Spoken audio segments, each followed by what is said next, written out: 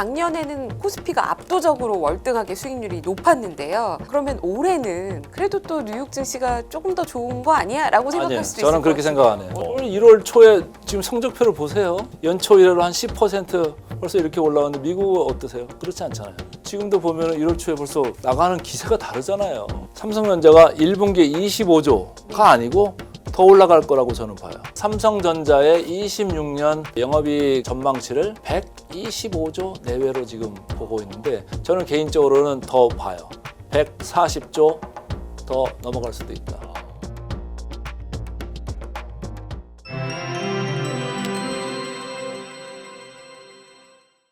강관우 더 프레미어 대표이사와 함께하겠습니다. 어서 오십시오. 안녕하세요. 어서 오세요. 아, 대표님 오늘 굉장히 화사하게 입고 오셨습니다.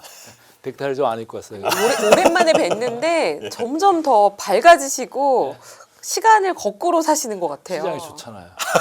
아니 보세요. 생각한 대로 시장에 가면 기분이 좋아요, 안 좋아요? 아, 그렇죠. 예. 네. 제가 1년 넘게 계속 시장 맞추고 있으니까 기분이 좋습니다. 아, 예. 오늘 그럼 기분 좋게 2부에서 신나게 말씀해 네. 주시면 좋을 것 같네요. 네. 자, 근데 그런데 좋은 이제, 얘기가 아니네요. 처음 그런데 질문이요. 이제 기분이 안 좋은 분이 한 분 계십니다. 네. 별안간 갑자기 수사를 받게 된 제롬 파월 연준 의장.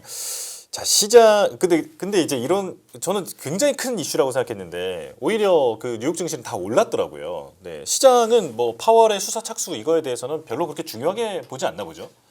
이제 지는 해잖아요. 어떻게 보면 세계 경제 대통령하고 미국 대통령하고 붙은 건데 이제 뭐 지금 끝물이잖아요.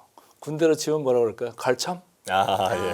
갈참 분위기니까 지금 몇 달 안 남았어서 뭐 이렇게 이제 의미를 축소해서 보는 거 아니겠냐. 사실은 이게 만약에 임기 초반이나 뭐 이렇게 됐다 그러면 이게 큰 이슈가 될 수도 있는 그런 거예요. 지금 미국 안 그래도 미국 달러에 대해서 의심들이 많고 그렇죠. 야 미국 그 제대로 지금 상태가 제대로 온 거야? 뭐 계속 의심을 한 상관인데 지금 뭐 한 4달 정도 남았으니까 어쨌든 뭐 이제 지금 FOMC에서 매파적인 이제 동결 이런 이제 톤으로 갈 가능성이 있죠. 예. 거기다가 또 항상 갖다가 붙이는 데이터 디펜던트 뭐 그 얘기 붙이면서 이렇게 갈 건데 데이터들이 지금 나오는 건 느낌으로 보면 골디락스 느낌으로 지금 그렇죠. 나오는 거예요. 그래서 상당히 뭐 관리를 잘해온 것 같다. 오히려 트럼프가 막 하라고 막 누르는데 어쨌든 신용은 좀 해줬잖아요. 네. 조금 장단을 맞춰줬는데 더 급하게 안 한 거가 오히려 저는 잘했다고 보는 거예요. 예. 더 급하게 했다가 나중에 뒷감당 알고 어떻게 하겠어요. 그래서 그러면- 잘한 것 같은데 네. 누군가 이제 그 내부에 있는 FOMC의 위원들이 조금 반란 아닌 반란이 있으면 이제 완전히 모양 이상해지게 이제 나가는 거고 거기서 조금 매파적으로 이제 의견을 갖다 모아버리면은 조금 이렇게 하다가 가는 건데 결국은 뭐 지나가는 그런 이벤트 아니겠느냐 시장에서 그렇게 볼 것 같아요. 예, 예. 그럼 1월 FOMC에서는 매파적인 기조로 나올 가능성이 더 높다. 톤을 그렇게 하겠죠. 네. 그래도 시장은 큰 저거는 없을 것 같다. 근데 다만 미국 시장도 그렇고 우리 시장도 그렇고 많이 올랐잖아요. 네. 계속 올라가고 있는데 최근에 약간의 변화가 있는 게 빅스가 좀 올라가고 있어요. 네. 변동성 지수가 네. 15를 넘어섰습니다. 이게 14, 13 밑에까지 내려갔다가 다시 15를 넘어가고 있는데 어느 순간에 스파이크가 탁 오면 이제 거기서 이제 한번 얻어맞을 수도 있죠. 그래서 그건 조금 조심은 해야 될 필요가 있겠다 이렇게 보고 있어요. 예. 지금 이 파월 사태는 그러니까 파월을 수사했다라는 것만 아니라 사실 이제 말씀해 주신 대로 갈참이다. 그러니까 5월에 연준 그 의장이 바뀌게 되는 건 맞는데 그런데 파월은 또 이제 이사로서 임기가 남아 있으니까 아예 그냥 이 이사도 잘라버리려고 기소를 하려고 하는 것 같단 말이죠. 진짜로 잘리게 되면 그럼 시장은 좀 놀라지 않을까요? 좀 놀랄 수 있죠. 야, 미국 같은 나라에서 저런 게 돼? 이런 생각을 하는 건데 이제 어쨌든 뭐 개보수 비용 그게 이렇게 많이 들을지는 저도 몰랐어요. 4조 4조 넘죠? 5천억, 개보수를 하는데 31억 달러라고. 개보수를 하는데 정말 이야 금액이 너무 커가지고 네. 뭐 뭔가 좀 있으니까 좀 하지 않았겠느냐 이런 생각인데 뭐라도 하나 나오면 사실은 이게 명성에 흠이 가는 거잖아요. 네네. 그러면 이제 금방 질문하신 그 이사로서의 지위 또한 네. 뭐 유지할 수가 없는 거 아니겠느냐 이런 생각을 좀 개인적으로 해보고 싶어요. 예, 예. 이제 그런 일이 만약에 정말 수사를 해서 뭔가가 나오고 파월이 진짜 이사도 못할 정도로 이제 구속이 된다라고 한다면 그런 일이 발생할지 사실 저는 잘 상상이 안 되지만 그런다면 그리고 이제 연준의 새 의장을 트럼프와 같은 기조의 누군가가 앉아서 간다라고 한다면 연준의 독립성에 대해서 시장에서 상당한 의의를 그럼요. 제기하겠죠. 그럼요. 지금 뭐 전 세계적으로 보면 트럼프 마음대로 안 되는 곳이 없잖아요. 네. 네. 안보도 그렇고 뭐 이쪽 지금 독립성 문제도 그것 때문에 흔들 계속 절하고 있고 해서 사실은 이제 따가운 눈초리를 받고 있는 트럼프예요. 그래도 뭐 안 한 것도 안 하고 그냥 막 밀어붙이잖아요. 그 사람은 또 그런 사람이고 그 파워는 또 계속 이제 방어적인 입장에 있던 사람인데 어쩔 수가 없는 상태로 가는 거 아니야. 그리고 뭐 바로 인신 구속이 되고 뭐 형사 처벌이 되고 뭐 이거는 아닐 것 같아요. 왜냐하면 우리나라도 재판하는데 오래 걸리잖아요. 그렇죠. 예. 네. 그래놓고 나중에 흐지부지 뭐 어떻게 됐는지도 모르고 잊어버리게 되고 잊어버리게 되고 그러기도 하죠. 원래 세상이 그런 거니까 네. 일단은 좀 노이즈를 하게 해서 자기 마음대로 막 왔다 갔다 그 컨트롤 잘 할 수 있게 이런 분위기를 만들어 가려는 그런 심산 아니겠느냐 이렇게 보고 있어요. 예. 임기 만료는 5월이어도 뭐 1, 2월 안에는 차기 의장이 결정될 거다 이런 기사들이 많이 나오던데요. 뭐 이런 분위기에서 누가 임명이 되든지 간에 트럼프의 거스르는 의견을 내기는 상당히 어려울 것이다 시장에서 이렇게 보던데 대표님 보시기에는 그러면 마찬가지 생각이에요. 스티븐 마이런처럼 단 나올까요? 이제 이런 거죠. 예를 들어서 25bp만 내려도 되는데 쓸데없이 막 50bp 내리고 막 네. 이런 사람 뽑을까 봐 걱정인 거죠. 왜냐하면 예. 스티븐 마이런이 지금 50bp 인하해야 된다고 몇 번 주장을 하지 않았습니까? 예. 그래서 너무 과격하게 내릴 필요가 없을 분위기인데 이렇게 내려버리면은 나중에 좀 안 좋아요. 시장은 좀 예. 환호를 하겠지만은 나중에 별로 안 좋을 수가 있다. 이런 생각을 하는 거죠. 네. 이 파월 사태에 대해서는 그 현지 언론 얘기를 보면 그러니까 이제 알고리즘이 이렇더라고요. 그 기소를 만약에 하게 되면 네. 트럼프가 해임할 수 있는 권리가 생기니까 그냥 아예 해임을 해버리겠다. 네. 그래서 이제 그런 뭐 빌드업 과정이다라고들 많이 보고 있는데 저는 궁금한 게 방금 이제 대표님께서도 그 트럼프의 이제 입맛에 맞는 사람이 자리에 앉아서 25bp만 내려도 되는 걸 갑자기 뭐 50bp를 내린다든지 그런 이제 염려도 있다 말씀하셨잖아요. 그런데 그 이런 시각도 있더라고요. 이미 그 중립금리 그 범위에 들어와 있기 때문에 말은 그렇게 해도 실제로 누가 오든 그렇게 공격적으로 못 내릴 거다라는 얘기도 있거든요. 어떻게 보십니까? 거시기들이 많으면은 그렇게 갈 수 있는 거고 뭐 겁쟁이들이 없으면 25표만 가는 거고 뭐 세상이 항상 역사가 그랬잖아요.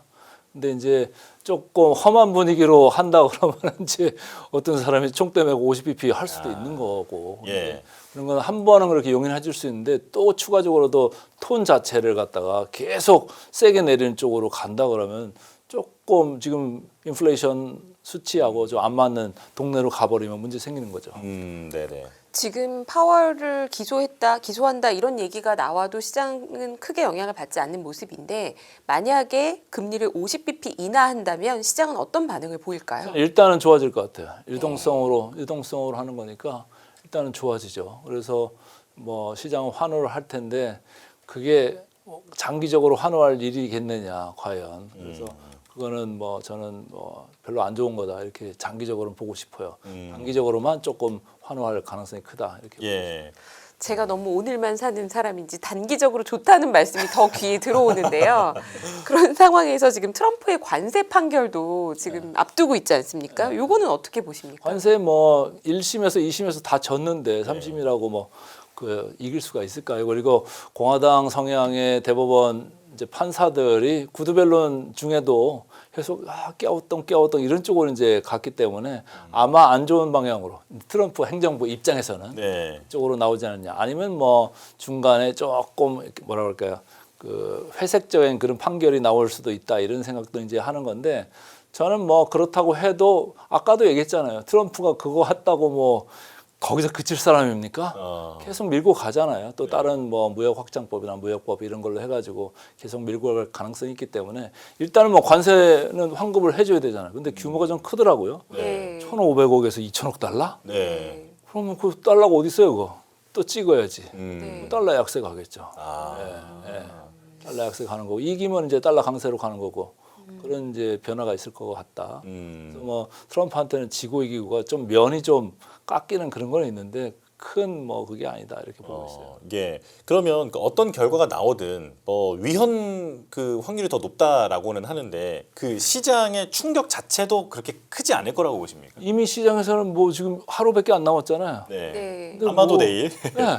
근데 뭐 꾸역꾸역 S&P도 계속 위를 보면서 이렇게 고개를 들잖아요. 아, 예, 그런 일이 있는데 지금 CPI도 있고 뭐 그 관세 판결도 있고 했는데도 뭐 물론을 지금 태세가 아니에요. 그래서 제가 볼 때는 다 이게 소화를 하고 있는 과정이다 이렇게 보고 싶어요.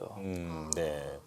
트럼프의 기세를 이기는 사람은 없는 시장이다. 뭐 이런 느낌이 저는 좀 현직 듭니다. 대통령이잖아요. 네. 미국 네. 대통령이고. 아니 뭐 지금 뭐 베네수엘라 가서 그걸 했는데도 뭐 누구 하나 뭐 걷다가 되고 뭐 얘기하는 사람도 없고 심지어는 그린랜드 내 나라 이러고 있는 지금 맞아요. 상황이잖아요. 베네수엘라랑 그린랜드 말씀해 주셨으니까요. 바로 이어서 여쭤보면 뭐 콜롬비아도 지금 마찬가지다. 뭐 이런 얘기도 나오고 하는데 지정학적 불확실성이 과거에는 이 정도 일이면 시장에서 좀 긴장해야 되지 않나 싶은데 너무 영향이 없는 것 같아요. 어떻게 보십니까? 영향 없는 게 아니라 우리 방산주 엄청 올라가잖아요. 아, 네. 오를 종목은 그쪽으로. 많죠. 네. 예, 올라가는 거고 또 이란 가서 또 뭐 해집고 다닐 가능성이 커요. 맞아요. 또 거기 유가 건드릴 가능성이 크고 호르무즈가 또 다시 아주 뭐 봉쇄가 되든지 뭔가 조금 위험한 상황이 될 수도 있고 여러 가지 그 전 세계 패권과 관련된 이런 건데 기본적으로 저는 이제 신제국주의의 시작 아니겠느냐 이런 생각들을 해요. 그래서 최근에 방산주 많이 올라왔습니다만은 그리고 밸류에이션도 많이 그러니까 뻗어 있죠. 많이 뻗어 있는데 그래도 괜찮게 26년을 보내지 않을까 이런 생각들을 하고 있어요. 예. 그렇다면 그 이란 문제가 좀 최근에 불거지면서 유가 전망이 많이 엇갈리던데 사실 베네수엘라 그 문제 때는 유가가 거의 반응을 안 하고 그리고 그 이후에는 베네수엘라 원유를 갖다가 팔겠다 이렇게 얘기를 하니까 또 떨어지기도 하고 그랬었거든요. 그런데 이란을 건드리면 이건 좀 문제가 커질 수 있을 것 같아요. 네, 그렇죠. 유가 치솟지 않을까요? 예, 그럴 가능성이 크죠. 베네수엘라는 뭐 원유 리저브만 보면 전 세계 1등이잖아요. 네. 3천억 배럴이요? 네. 네네. 와우. 근데 이제 그걸 가지고 시장에다 푼다 그러면 엄청난 건데 그게 뭐 당장 풀리는 건 아니지만. 그렇죠. 근데 지금 이란 거는 당장의 임팩트가 있잖아요. 네. 딱 막히면 어떡할 거예요. 공급이 확 줄어드는데. 네. 그러니까 완전히 그 단기적으로 임팩트를 줄 수 있는 사건이 될 수 있는 거죠. 그런데 반대로 지금 이란 내에서 뭐 다른 어떤 이념 이런 것도 아니고 이제 먹고 살기 힘들다라고 하면서 어마어마한 시위가 역사가 항상 그랬어요. 배고프면은 옛날에 중동에서도 그랬잖아요. 배고파가지고. 그렇죠. 예, 거기 휩쓸었잖아요. 아랍의 네. 봄이 다 그렇게 왔었죠. 배고프면 그렇게 돼요. 그렇게 해서 신정 정치가 이제 무너지고 이제 미국이 그쪽에서도 좀 주도권을 잡는다면 이제 그 유가 그 호르무즈라든지 뭐 이런 데가 봉쇄되는 일은 없을 거 아니겠습니까? 모르죠. 그런가요? 어떤 상태로 갈지는 어느 정도의 긴장 관계로 고조시킬지는 모르죠. 이번 같이 그냥 단기로 해가지고 뭐 가서 하는 역할을 할 거냐, 아니면 계속 여기서 무기 지원하고 정부하고 뭐 반란군하고 이렇게 반정부군을 하고 싸우게 만드는 그런 시스템으로 갈 거냐에 따라가 좀 다른 거죠. 네. 지금 분위기로서는 뭐 거의 하늘에서 그냥 다 뭘 쏟아 부을 것처럼 네, 그렇게 하고 있으니까요. 네. 이렇게 이제 지정학적 문제가 불거질수록 금 가격은 그리고 또 은 가격까지 최근에는 고공행진을 보이고 있는데요. 작년에 뭐 금 가격이 60% 오를 때 은 가격은 100%뭐 이렇게 올라가는 게 네. 이거 세계 믿을 게 없다. 달러도 못 믿겠다. 네, 이런 거 건가요? 아니겠느냐 이런 생각이고 은은 또 거기에 플러스 해가지고 산업용 또 수요도 있으니까 더 올라가는. 그리고 뭐 금은 뭐 저렇게 비싼데 그걸 사기도 그렇고, 근데 은은 그거에 비해서 뭐 엄청나게 싸잖아요. 그러니까 또 글로 이제 투자자들이 좀 가는 거 아니겠느냐 이런 생각이고, 뭐 중앙은행들이 금을 지금 사재기를 저렇게 하는 걸 본 적이 없는 것 같아요. 저렇게 사는데 안 올라가는 게 이상한 거죠, 그죠? 네. 그래서 상당히 올라가는데 오히려 달러화 지수는 그거에 비해서는 잘 버티고 있는 거예요. 97 밑으로 잘 안 오잖아요. 계속 98 여기서 왔다 갔다 하고 있는데 제가 볼 때는 더 내려와도 되는데 어떻게 저렇게 버티고 있지 이런 생각이 들 정도로 잘 버틴다 이런 생각을 해요. 예. 왜냐, 금에 대해서 우리가 뭐 안전자산이나 이런 것도 있지만 뭐 물가가 올라가는 거에 뭐 해지 기능도 있는 거고, 또 달러에 대해서 신뢰도가 좀 떨어지면 탈달러로 해가지고 빠져나가면 달러가 약세로 더 가야 되는데 네. 그 정도까지는 아니에요. 그래서 어쨌든 25년에 달러화 지수가 전 세계에서 가장 약한 통화 중에 하나긴 했는데 26년에도 그런 걸 좀 기대해야 되는 거 아니겠느냐 이렇게 보고 있습니다. 예. 그러면 지금 금과 은을 투자하시는 분들은 26년에도 좀 가져가시는 게 저는 은 같은 거는 아까 얘기한 것 중에 산업용 수요가 있다고 그랬잖아요. 산업용이 어디 들어가는 거예요? 태양광 패널 들어가고 AI 관련되는 거에 막 들어가는 거잖아요. 네. 그 수요가 있잖아요 지금. 그 은이 수요가 있는데 수요 없어도 안전자산 때문에 가고 있는데 수요 있으니까 더 괜찮을 수가 있는 거죠. 그래서 작년 그 화이트 이어트데이스로 보면은 우리나라 시장이 1등을 했지만 네. 우리나라 시장보다 잘한 게 은이에요. 아, 코스피보다 잘한 게 은이다. 은이에요. 예. 그렇다면 금, 은, 이 고공행진이 언제까지 갈까? 많이들 전망을 하시는데 지금 일단은 그 지정학적 리스크가 이걸 또 밀어 올리는 요인 중에 하나잖아요. 갑작스럽게 좀 약간 화해 분위기가 온다든지 그러면 또 크게 한번 출렁이는 게 그럼요. 아닐까. 예, 조금 미룰 수 있죠. 예, 그렇게 좀 위험 국면으로 간다. 그러니까 자꾸 금 사고 은 사고 뭐 이런 수요가 있는 건데 만약에 풀린다 그러면 다시 조금 거기서 풀릴 수가 있죠. 금, 은 이제 사재기도. 네네. 그럼 지금 포트폴리오를 구성한다면 그래도 금, 은은 뭐 저는 뭐 한 5에서 10%? 이 5에서 정도면 10%는? 예, 충분하다 이런 생각이에요. 네. 포트폴리오에서는 국내 시장을 살아 제가 연합뉴스 작년에 나올 때마다 계속 얘기하고 서학개미 돌아오라 국장으로 제가 계속 외쳤는데 결국은 우리나라 국장 하시는 분들이 이제 해피했잖아요. 이제 작년 하반기로 가면서 환율이 조금 올라가서 이제 서학개미들이 조금 거기서는 좀 해피했고 그리고 미국에서 뭐 어제 작년에 이제 많이 벌었다고 하겠습니다만은 S&P나 뭐 나스닥으로 봤을 때 17에서 20% 그 정도였어요. 네. 우리나라는 뭐 어마어마했잖아요. 근데 금년에는 어떨 거냐? 금년에도 우리는 뭐 한국 시장 좋게 볼 필요가 있다. 네. 음도 그 와중에 뭐 은도 한 5에서 10% 정도는 늘 수 있다 이런 거죠. 예. 네. 지금 작년에는 코스피가 압도적으로 월등하게 수익률이 높았는데요. 그래도 여전히 뉴욕 증시도 사상 최고치를 경신하고 있지 않습니까? 그러면 올해는 그래도 또 뉴욕 증시가 조금 더 좋은 거 아니야? 라고 생각할 아니에요. 수도 있을 것 저는 그렇게 생각 안 해요. 어떻게 보세요? 오늘 1월 초에 지금 성적표를 보세요. 성적표 보시면 우리는 연초 1회로 한 10% 벌써 이렇게 올라왔는데 미국은 어떠세요? 그렇지 않잖아요. 약간씩만 오르는 정도죠. 3%? 네. 이 정도밖에 안 돼요. 우리 작년에 제가 25년 초에 딱 얘기할 때 우리 시장 금년부터 됩니다. 그 징후가 25년 장 시작하고 하루하루 지나면서 한 일주일 차에 저는 너무너무 컨빅션을 가졌어요. 확신을 가졌는데 사람들 그냥 이렇게 하늘 쳐다보고 있을 때인데 근데 지금도 보면 1월 초에 벌써 나가는 기세가 다르잖아요. 네. 그래서 제 강관의 의식주주 거기 보시면은 제가 적토마 2마리를 딱 그려놨어요. 삼성전자하고 SK 하이닉스. 예. 적토마가 막 달려나가고 있지 않습니까? 네. 예, 금년 상반기까지는 우리 시장이 껐다없을 것 같아요. 예. 아니 코스피 3천일 때는 저도 그래요. 저도 사람인지라 3천일 때는 막 떨리고 이러지가 않거든요. 오른다고 해도 그런 말씀들을 해주셔도 아 그런가 뭐 그럴 수도 있겠네 이런 느낌이다가 막상 4,700 가까이 오니까 믿기지가 않는데 근데 이 숫자에서 얼마나 더 세게 오르지? 라는 생각이 들거든요. 보세요. 여기 지금 제가 밸류에이션 PBR 이 차트를 끼워놨는데 예. 그 이유가 이런 거예요. 보세요. 네.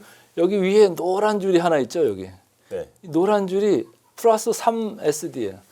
표준 편차. 네. 세상의 모든 일은 플러스 마이너스 3 표준 편차 안에서 있잖아요. 네. 1% 빼고 지금 그 수준까지 왔어요. 근데 보통 이 정도 되면 여기서 접어야 돼요.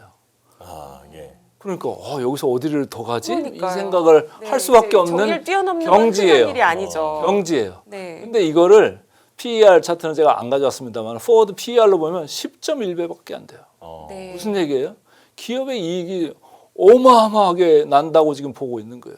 특히 삼성전자, SK하이닉스. SK 하이닉스. 뭐 그런 데가 기업 이익이 어마어마하게 난다고 보는 거 이거 보세요. 25년도 많이 났잖아요. 24년 250조에서 301조까지 간다고 본 건데 472조가 난대요. 지금 예상치가 그래요. 예. 네. 27년은 더 좋네요.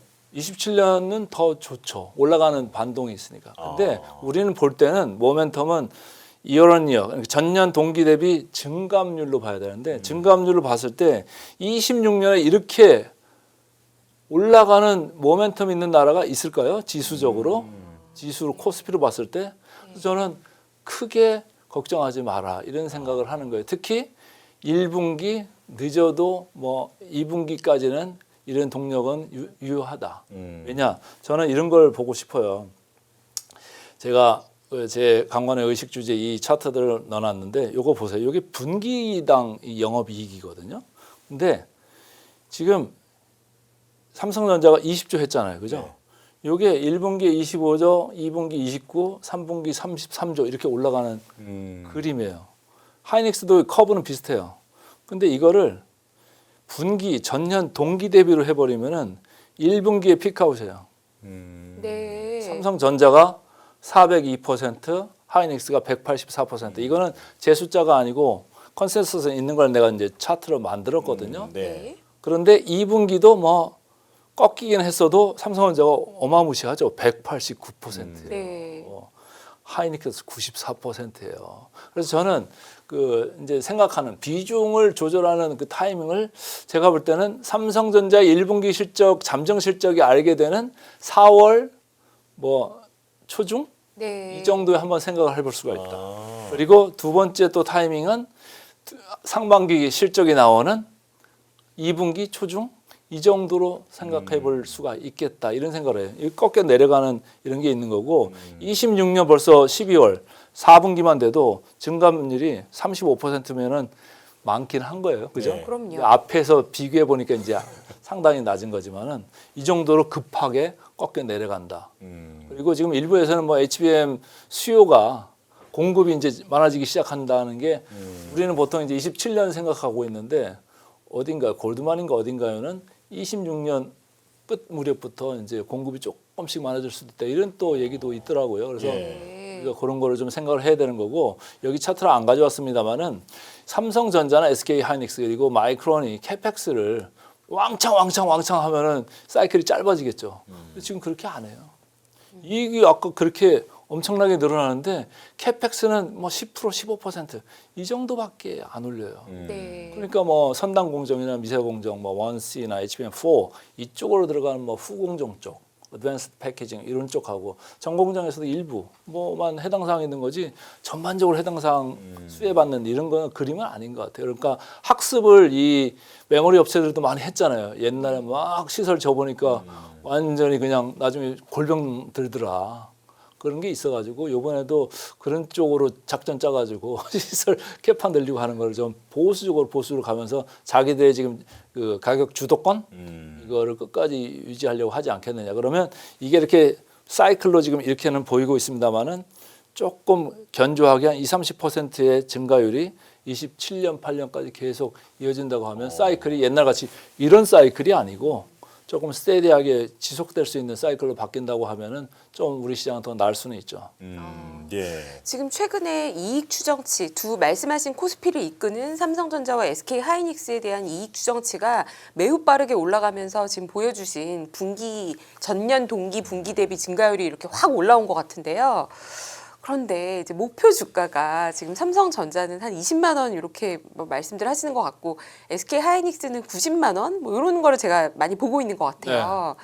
그러면 사실은 1분기의 실적이 삼성전자 기준으로 전년 동기 대비 400% 증가율을 보인다면 지금 말씀 주신 게 4월 첫째, 둘째 주 삼성전자 1분기 실적 나올 때까지는 괜찮을 것 같다라고 주가가 좋다고 말씀해 주셨는데 지금 이미 14만 원이 다 오려고 하다 보니까 저거 발표 나기 전에 한 달 안에 이대로 이 기세로 가버리면 이제 그 전에 팔아야 되는 건가? 어떻게 보십니까? 그것도 이제 고려할 요인인데 뭐가 최근에 있었냐면은 고정거래 가격 인상을 요구하는 거를 이제 했잖아요. 예. 몇 퍼센트 했다고 나왔어요? 신문에 나온 거 그러니까 70%? 네. 그러면 우리가 4분기에 뭐 그걸 봤을 때 30-40% 증가율로 봤었는데 나는 70%라는 숫자를 이렇게 처음에 봤을 때 야 이것도 30-40%로 협상해서 내려가겠네 네. 했는데 분위기가 그런 거 아닌 것 같아요. 어. 그냥 70% 받아. 네. 저거 안 받아가면 나 돌아가서 잘려. 확보가 안 되니까 지금 그런 분위기로 가는 것 같아요. 예. 그렇다고 하면 이 지금 보이는 이런 수치 자체가 이게 삼성전자가 1분기에 25조가 아니고 더 올라갈 거라고 저는 봐요. 아, 네. 그래서 우리 지금 컨센서스는 삼성전자의 26년 영업이익 전망치를 125조 내외로 지금 보고 있는데 저는 개인적으로는 더 봐요. 140조 더 넘어갈 수도 있다.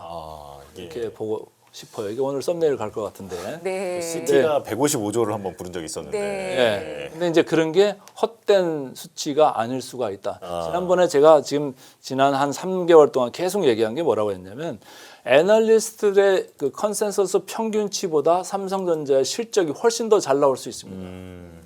라고 했어요. 근데 이번에 20조 나온 게 뭐 나중에 이제 컨퍼런스 콜을 하면은 이제 다 알려지겠습니다만 세부 내역이 네. 아마 보너스나 뭐 이런 것도 많을 거예요. 줄여서 그 정도일 거예요. 줄여서. 네. 예. 연말이잖아요. 네네.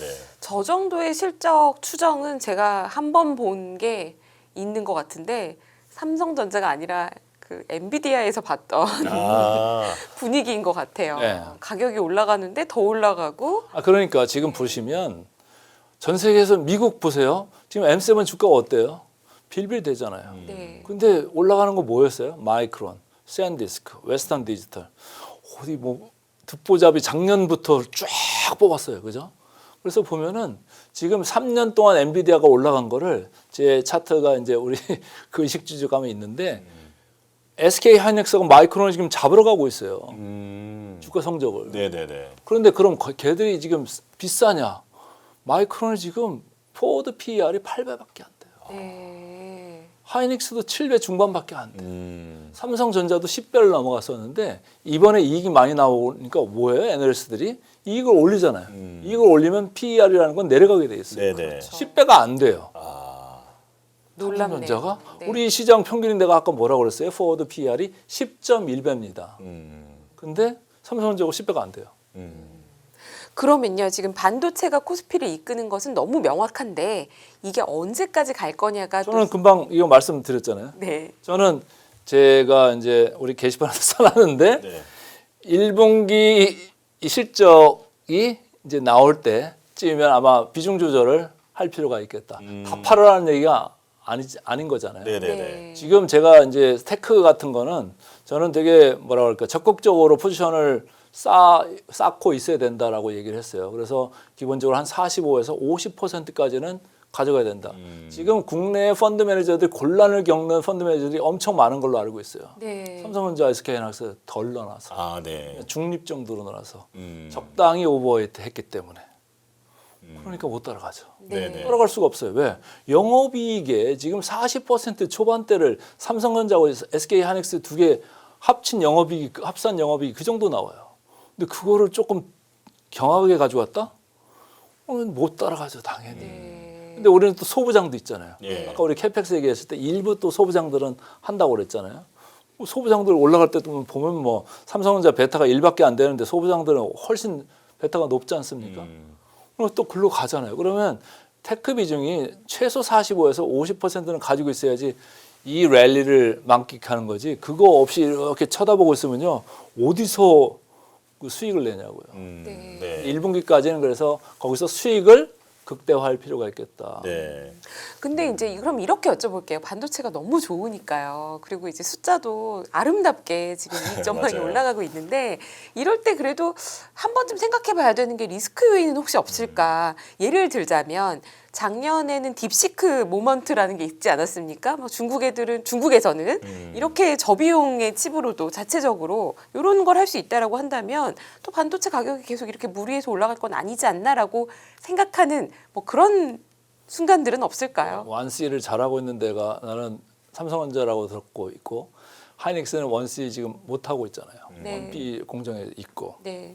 근데 중국은 지금 어디 있어요? 저 더 뒤에 있잖아요. 네. 중국 지금 신경 쓸 필요가 없는 거고 우리가 딥시크 때 그때 뭐 약간의 터빌런스가 있었습니다만 결과적으로 나중 놓고 보면 그때는 조정시 매수 기회예요. 네. 그러니까 이제 투자가들이 유형이 여러 가지가 있잖아요. 밸류를 보는 분도 있고 모멘텀 보는 나는 몰라 나는 사놓고 장롱에 처박아 놓을 거야 우리 애들한테 줄 거야 이런 분들도 있고 하는 건데 어쨌든 지금 사이클이 살아 있을 때는 바이 더 딥 그러니까 저점 매수하는 게 맞는 것 같고 모멘텀이 여기 보이는 것 같이 이렇게 한번 접힌다라고 할 때는 조금 비중도 많이 줄이고 조금 보수적으로 볼 필요가 있는 거죠. 예. 한쪽으로 여기서 왜냐하면 외국인들도 최근에 보세요. 삼성전자 하이닉스를 마냥 살 것 같이 막 딥다 사다가 최근에 좀 팔잖아요. 네. 네. 차익 실현하면서 딴 쪽으로 가잖아요.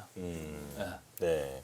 그러면 지금 이제 대표님께서 쭉 알려주신 그런 이제 전망과 실제로 다르게 판단을 하고 있는 분들이 있습니다. 이제 서학개미가 아까 전에 서학개미 돌아오라라고 많이 외치셨는데. 저는 책에서도 소 제목으로 돌아와라 국장으로 이렇게 썼어요. 예. 그런데 이제 올해 초 기준으로 보면 이제 역대급으로 많이 서학개미가 이제 매수를 하고 있다라고 하는데 이들의 판단 근거는 뭘까요? 그렇다면요. 짧게 보는 게 아니에요. 길게 보는 거예요. 결국 우리나라 사이클 반도체 사이클 끝나면 그 다음에 뭔데? 이 의심이 깔려 있는 거예요. 네. 환율도 그렇지 않을까요? 그 의심이 깔려 있는 거예요. 예. 반도체 사이클 가면 우리나라 이제 뭐로 먹고 사냐? 나는 3년, 5년 뒤를 본다. 하는 사람들이 아마 리드가 아닐까. 저는 그렇게 이해하고 싶어요. 그러면 미국에서 지금 작년에 지금까지도 계속되고 있는 논쟁이 AI 버블 논란이지 않습니까? 이 부분은 어떻게 보십니까? 버블 논란이 있는 게 좋아요. 건전한 조정은 그때그때 소화시키면서 가잖아요. 네. 버블 논란이 있고 하면서 지금 밸류에이션들이 한 단계 디레이팅 됐어요. 그 엔비디아를 예를 들면 35배 포워드 PER이라는 게 있는데 이익은 엄청 많이 나와. 가이던스도 잘해줘. 근데 PER 어디가 있어요? 26배로 내려갔어요. 안 올라와요. 네. 이 디레이팅 됐잖아요. 네. 버블 논란 때문에. 그럼 26배가 비싼가요? S&P의 22배, 23배보다는 비싸죠. 나스닥 평균이 한 32 내외는 하거든요. 그거보다는 싸요. 그 사이에 버블 논란에서 자유로운 구글, 알파벳이 지금 주가가 올라갔잖아요. 네. 네. 얘가 22배밖에 안 됐었어요. 제가 모 방송 가서 이거 사야 됩니다. 얘들은 AI 풀스택으로 다 할 수 있는 애들입니다. 데이터도 다 들고 있고 뭐 칩도 있고 이제 얘들 봐야 됩니다. PER이 30배 이상으로 올라갔어요. 이제는 뭐 시가총액 2위까지 가버렸잖아요. 네. 저는 4조 달러 저는 금년에 엔비디아도 추월할 수 있다 이런 생각도 그냥 해보고 싶어요. 네네. 왜? 데이터로 있으니까. 엔비디아는 데이터가 없잖아요. 네. 예. 그렇다면 이제 현대차에 대해서도 좀 여쭤보고 싶은데 조금 전에 저희가 뭐 각도기님과 현대차 얘기를 했습니다만 이 질문을 못 드렸었거든요. 이건 대표님께 좀 여쭤보겠습니다. 그러니까 그 현대차가 피지컬 AI 플랫폼 기업으로 이제 재평가를 받고 있는데 사업 구조가 테슬라다. 그러니까 테슬라의 그 멀티플을 봐라. 현대차도 지배 구조라든지 이런 부분이 좀 제대로 이제 해소가 되면 그런 식의 어떤 드라마틱한 멀티플이 있을 수 있다. 라고 이제 기대를 하는 분들이 있단 말이에요. 주가 전망은 뭐 그렇게까지는 안 보시는 건가요? 저는 이제 제 의식주주에서는 저는 그 정도는 이 코멘트를 해요.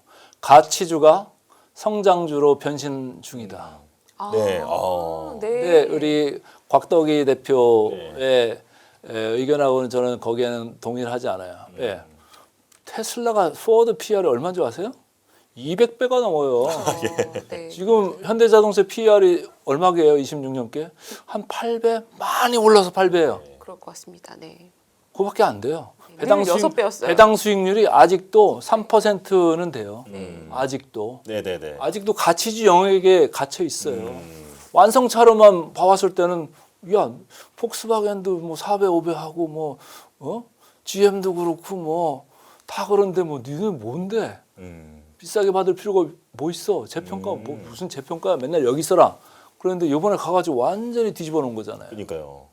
그러니까 나는 성장주로 가는 거는 맞다라는 거예요. 멀티플을 얼마까지 줘야 될지는 모르겠습니다. 네. 이제 우리가 힌트를 볼 수 있는 거는 모건 스탠리 제 이제 친정이기는 합니다만은 그래서 최근에 이제 테슬라 평가하는 리포트를 보면 각 디비전별로 평가를 해놨는데 거기서 이제 휴머노이드 로봇 해놓고 뭐 그 보스턴 다이나믹스의 상장 그런 가치. 것도 이제 가치들을 쭉 멀티플로 해놨어요. 이제 임의적으로 좀 자의적으로 한 느낌은 있습니다만 그런 거를 이제 좀 계산을 해볼 필요는 있죠.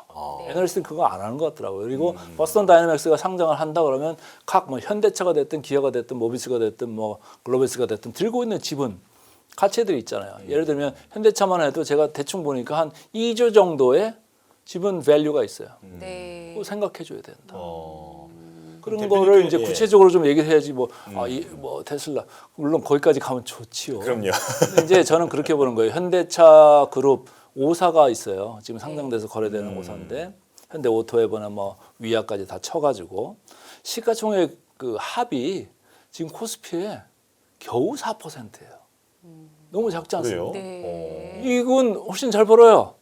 네. 근데 시가총액 비중이 4%. 아, 우리는 뭐 삼성이나 현대나 거의 어깨를 나란히 하는 재벌로 생각했는데 예. 시가총액 비중이 5분의 1 수준이에요. 5분의 1 수준. 네. 그래서 저는 현대차 그룹 5사의 시가총액 비중이 최소 6에서 7%까지는 가는 그걸 먼저 우리는 볼 거다라는 거예요. 네. 10%까지는 아직 제가 장담을 못 하겠는데 예. 6, 7%까지는 언제든지 갈 수 있는 밸류에이션에 지금 여전히 싸니까요. 네. 5, 60%의 업사이드가 있다고 보시는 거네요. 그렇죠. 네. 엄청나네요. 그러면요, 시간이 많이 남진 않았는데 지금 삼성전자 반도체 계속 좋다. 그리고 당분간 좋다. 이제 4월에 실적 나올 때까지 일단 가져가자라고 하셨고, 현대차도 좋습니다. 현대차의 업사이드 50%는 이 5개 현대차 그룹주에 있다. 그럼 또 저희가 궁금한 게요.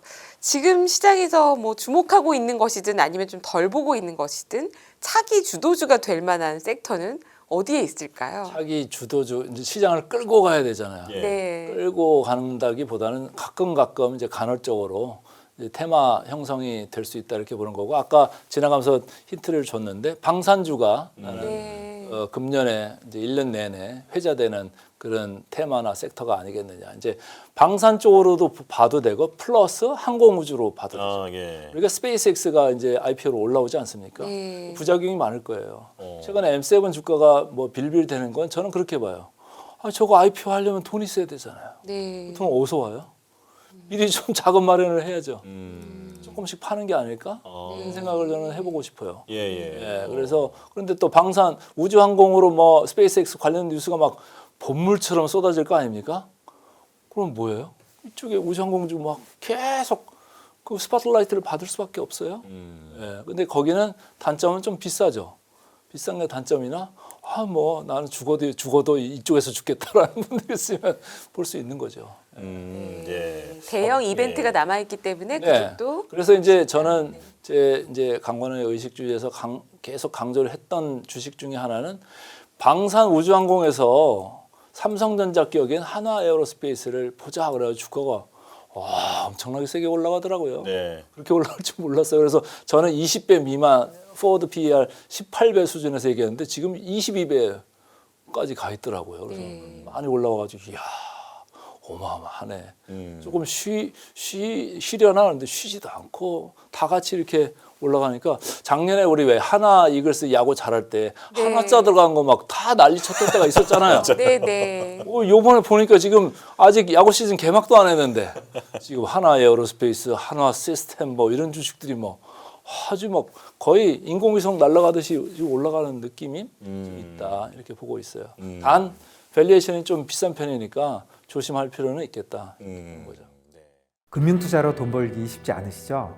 그런데 불가능한 것도 아니죠.